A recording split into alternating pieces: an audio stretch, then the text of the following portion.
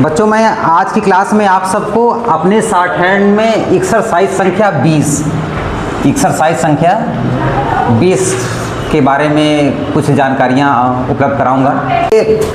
Exercise संख्या 16 तक मैंने वावेल की सारी बातें ख़त्म कर ली हैं। फिर मैंने पढ़ाया है एक्सरसाइज संख्या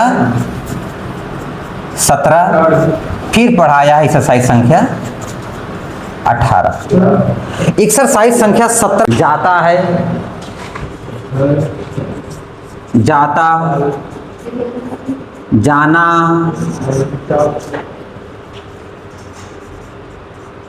होता,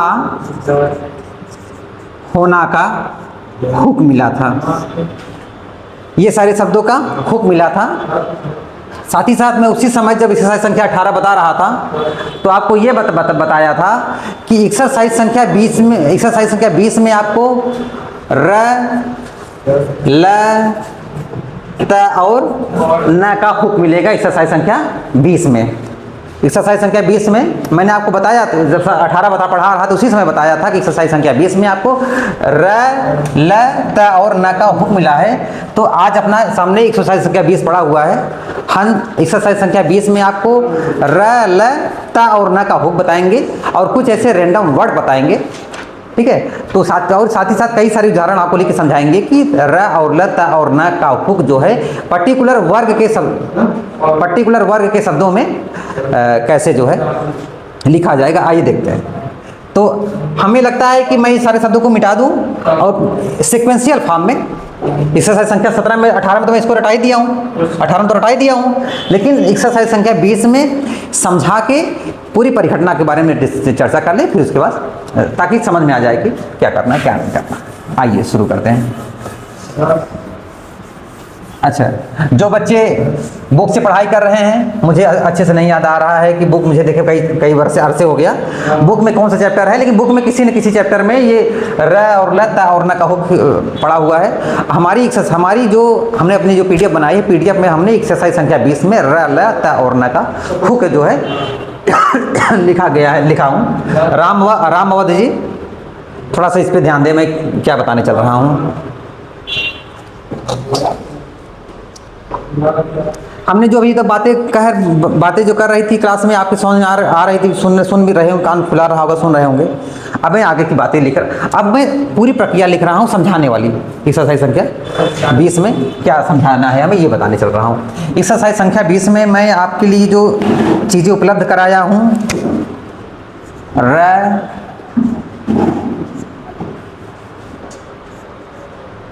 ल, त और न का हुक्म है। शब्द इसे कैसे लिखे जाते हैं, जैसे कि खोता, होना, है ना, रहना, जाना, खाना, पीना, इस तरह कई सारे शब्द आते हैं। आइए शुरू करते हैं। र और ल का हुक्म, र और ल का हुक्म किसी भी शब्द के प्रारंभ में लगता है।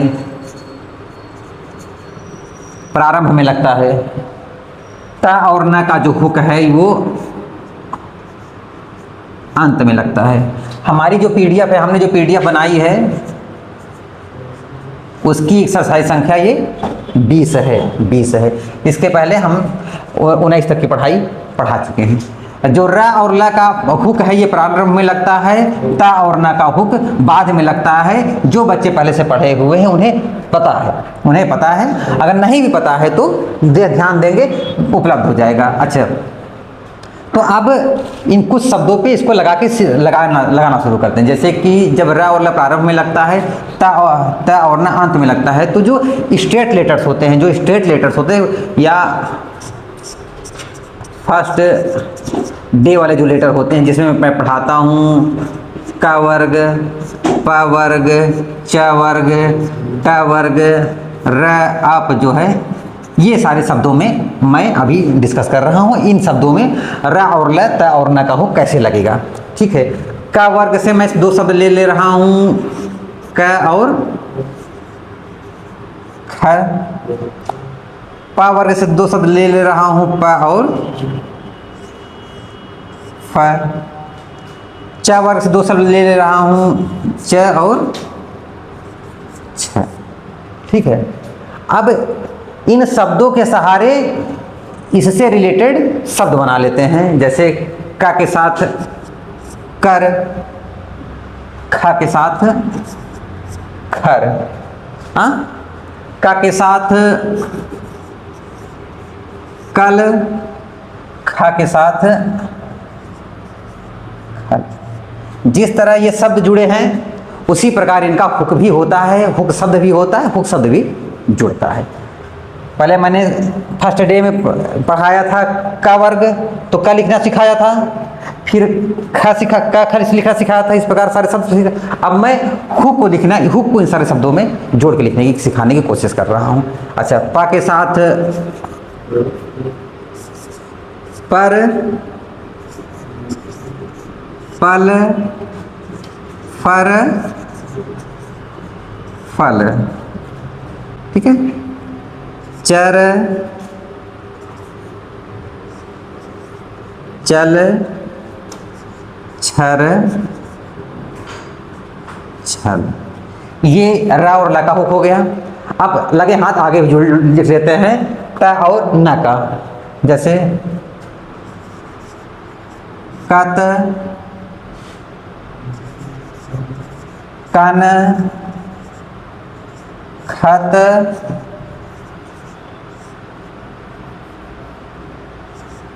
खन। बात समझ आ रही है? बात समझ आ रही है? Yes sir. पल, पन, पत,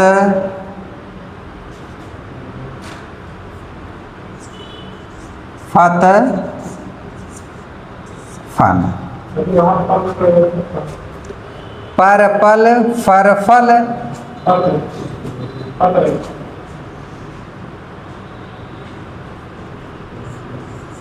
पत, पन, फत, फन, ठीक है।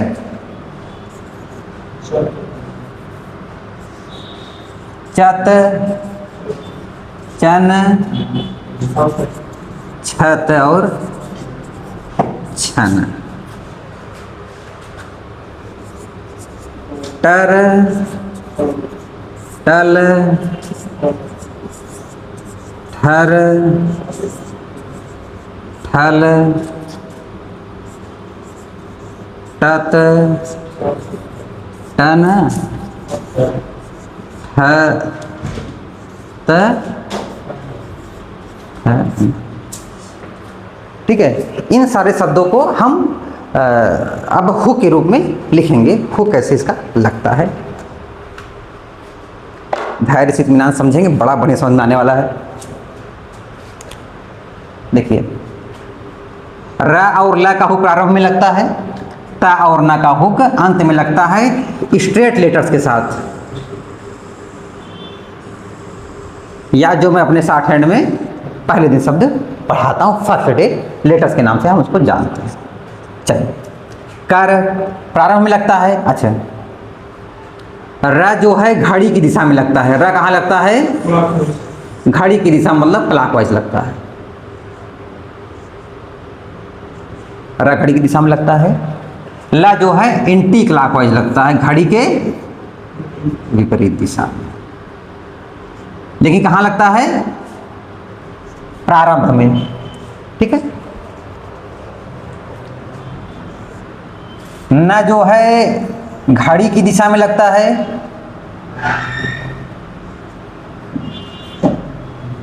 ठीक है। न घड़ी के दिशा में लेकिन अंत में लगता है, ठीक है।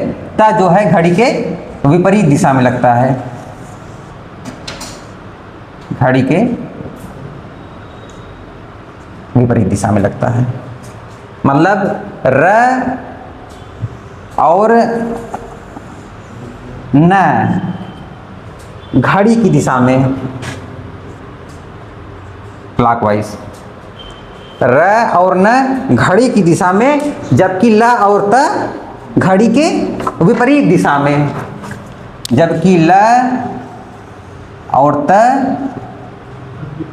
एंटी क्लॉकवाइज, है ना, एंटी क्लॉकवाइज लगता है। ठीक है, घड़ी के विपरीत दिशा में। अब इन सारे शब्दों को बनाना शुरू करते हैं। ठीक है, यहां तक में कोई डाउट हो तो बताओ। र और ल प्रारंभ में लगता है, ता और न अंत में लगता है, र के साथ न घड़ी की दिशा में, लेकिन र प्रारंभ में न अंत में, ल घड़ी के विपरीत दिशा में, त घड़ी के विपरीत दिशा में, लेकिन ल प्रारंभ में लगता है, त अंत में लगता है। और ये मैंने उससे रिलेटेड कुछ उदाहरण लिख दिए हैं। अब इनको लिखना शुरू करना है। ठीक है, देखो बहुत इत्मीनान से देखो। कर, ठीक है, बता भी नहीं रहे हैं। कर, ठीक है, कर, कल, ठीक है। अब देखो खर को देखो, खर, ठीक है। हम खर दो प्रकार से लिख सकते हैं। एक खर ये वाला लिख सकते हैं, एक खर ये वाला लिख सकते हैं। ठीक है, ये वाला भी खर लिख सकते हैं, क्योंकि एक मिनट बता रहे हैं ना, क्योंकि हमने खर आपको ये वाला और ये वाला सिखाया है। हाँ, अगर बीच से काटने वाला सिखाए होते तो फिर कोई दिक्कत नहीं, ये बीच से काट देते तो इस समय इधर भी जुड़ जाता, इधर भी जुड़ जाता, है ना, कोई दिक्कत नहीं। तो हुक को यहाँ लगा देंगे। खर ये, एक खर ये है, एक खर ये, एक खर ये है। ठीक है, आप देखो खल देखो, एक खल ये है और एक खल ये, ठीक है, दोनों खल है, दिक्कत नहीं। अब कत की दशा में देखो, कत अंत में लगेगा, लेकिन घड़ी के चल, हाँ, छर, छर हो गया।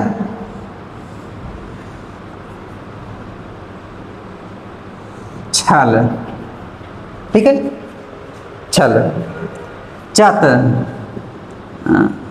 ये लेकिन कौन सा वाइज, एंटी क्लॉकवाइज, चत, चन, ठीक है, छत,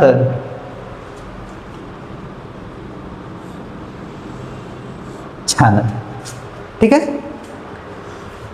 टर तो बहुत, टर देखिए क्लॉकवाइज, टर, टल,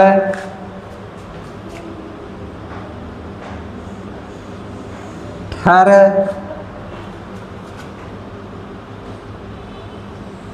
ठल,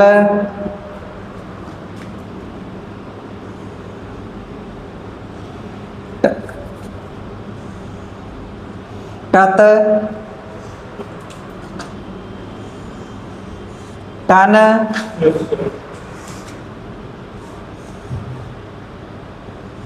ठत, ठन। ये कुछ ऐसे शब्द थे जो स्टेट लेटर के साथ र, ल, त और न का हो जोड़ा जा रहा था। ठीक है, नहीं 20 नहीं काटते, 20 नहीं काटते। हाँ हाँ, तो 20 से काट के लिख लीजिए, कोई दिक्कत थोड़ी ना है। अब देखिए जैसे कि आप लोग क्या करते हैं, ये खर हो गए, 20 से काट लिए, उस दशा में क्या है, हाथ उठाना पड़ता है, उस दशा में हाथ उठाना पड़ता है, स्पीड थोड़ा हो जाती है स्लो। अब हाथ उठा के खर, हाथ उठा के उसको खर को काटेंगे भी और वो आगे भी हाथ उठा के लिखेंगे, इसलिए स्पीड अपने आप स्लो हो जाया करती है। और फिर दिमाग उतर गया तो हो गया, फिर खा का हो गया। इस दशा में बीच से काट के नहीं लिखाते हैं, सीधा शब्द को सीधे खड़े खड़े स्ट्रोक्स में लिखा पुस्तक करते हैं। समझ रहे हैं? कुछ ये सारे शब्द हो गए जो स्टेट लेटर्स हैं। ठीक है, अब ये अपना पीडीएफ में सारे उपलब्ध हैं, अपने पीडीएफ में सारे उपलब्ध हैं।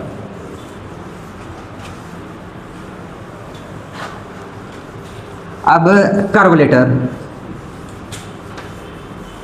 कर्व लेटर पे इसका नियम थोड़ा सा बदल जाएगा। नियम ही समझना, उदाहरण ढेर सारे मिल जाएंगे।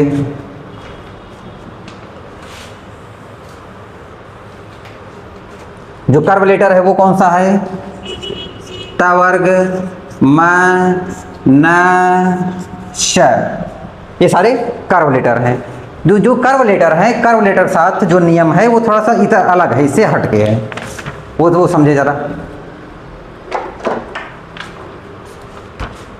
उसमें जो र आवलिक ल का नियम है लगेगा तो प्रारंभ में, प्रारंभ यूनिवर्सल है, लेकिन जो र का हुक है वो पतला लगेगा। र का हुक पतला लगेगा, ल का हुक मोटा लगेगा। र का हुक पतला लगेगा, ल का हुक मोटा लगेगा। और एक चीज, त आवलिक न, त का उसमें ये बात आती है कि पहले न का हुक बनाते हैं, पहले न का हुक बनाते हैं, फिर न को काट के ता पढ़ते हैं। जैसे त न, तन लिखना है या त लिखना है, ठीक है। तो पहले हम लिखेंगे त न, ठीक है, या इधर से लिखेंगे त न, ठीक है। अंत में लगाना ना कहो, अंत में लगाना ना कहो, ठीक है। जब तत लिखेंगे तो त न लिखेंगे, फिर न को काट के त पढ़ेंगे। अब ये तत हो जाता है, अब ये तत हो जाता है। जैसे त न को काट के त पढ़ेंगे, तत। तो इसके लिए पर्टिकुलर तत के लिए ये लाइन जो बोली जाती है कि न को काट के त पढ़ते हैं, न को काट के त पढ़ते हैं, ठीक है। र और ला पे देखें, र का हुक ता पे कैसे लगेगा? पतला लगेगा। ये और ये शब्द कौन से बने? तर, तर। जब र का हुक लगेगा ता पे कर्व लेटर पे, जब र का हुक लगेगा इन कर्व लेटर पे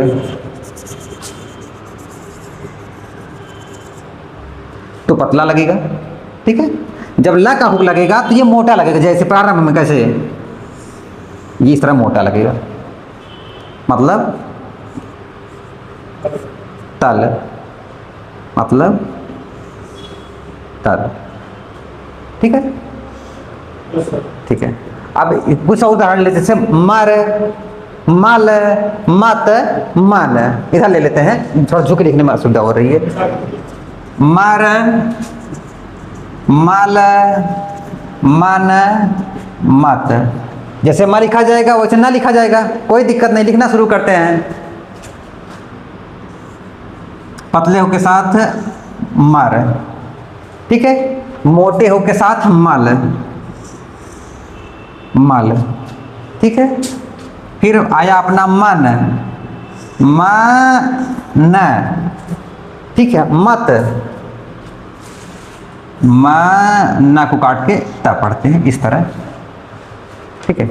ये पीडीएफ में हमने जो बातें बताई हैं संक्षिप्त रूप में लिखा हुआ है, शब्दों की प्रैक्टिस लिखी हुई है। आप इसको करिए, कोई दिक्कत होगी तो हमसे डिस्कस करिए, हमसे बात करिए, ठीक है। तो इस प्रकार हमने आपको बता दिया र और ल, ता और न के हुक के बारे में एक्सरसाइज संख्या 20 में। स्ट्रेट र और ल प्रारंभ में हमेशा लगेंगे, र और ल, ता और न अंत में लगेंगे हमेशा। ये यूनिवर्सल ट्रूथ है, ठीक है। स्ट्रेट लेटर्स के साथ, स्ट्रेट खाली लिखे जाने वाले शब्दों के साथ जो र और ल का हुक है, र और ल का हुक जो लगेगा वो मिटा दिया गया है। जो र और ल का हुक लिखे लगेगा तो र जो है प्रारंभ में क्लॉकवाइज और ल प्रारंभ में एंटी क्लॉकवाइज, त प्रारंभ में एंटी क्लॉकवाइज, न प्रारंभ में क्लॉकवाइज। मतलब र और न क्लॉकवाइज लगेगा, ल और त एंटी क्लॉकवाइज लगेगा। स्ट्रेट लेटर्स के साथ जो उदाहरण में है क वर्ग, प वर्ग, ट वर्ग, च वर्ग, अब र, य, ह, इन सारे शब्दों में, ठीक है। और जो कर्व लेटर है तो यूनिवर्सल ट्रूथ क्या है कि र और ल प्रारंभ में लगेगा, त और न अंत में लगेगा। लेकिन कर्व लेटर के साथ र जो है पतला लगेगा, ल मोटा लगेगा। कर्व लेटर में र पतला लगेगा, ल मोटा लगेगा, और प्रारंभ में अंत में त और न लगेगा। और जो लाइन लिख के आती है वो ये आती है कि जो कर्व लेटर में तन लिखेंगे तो तन को पतला लिखेंगे, मतलब तन को तन के त और न का हुक बनाएंगे, त और न का हुक बनाएंगे। जो तत लिखेंगे तो लाइन बोली जाती है कि तन लिखेंगे, न को काट के त बताएंगे, पढ़ेंगे, न को काट के त पढ़ेंगे, न को काट के त पढ़ेंगे।